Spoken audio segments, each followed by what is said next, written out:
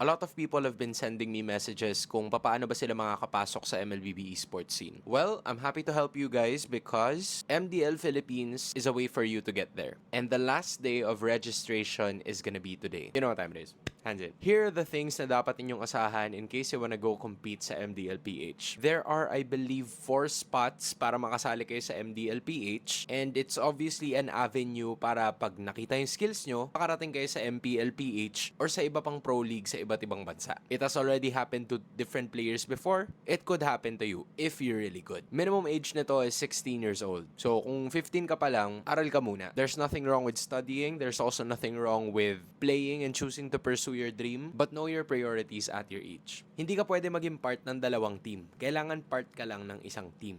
At bawat team dapat merong 5 players tsaka isang substitute. Kasi baka mamaya magre-review pala yung isa or may trabaho pala yung isa. Kailangan meron kang ready na 6 man. Kasi yung 6 man na yun, kasama din sila sa isasalang. I think 6 people is the minimum number. Bale, yung open qualifiers will be happening from February 21 to February 22. That's the weekends next week. Tapos yung qualifying rounds para maging parte ka, hopefully, ng MDL Philippines ay yung susunod na weekend, which is February 28 to March 1. So kung di pa kayo nakakahanap ng team, hanap na kayo because you're kinda running out of time. Best of luck!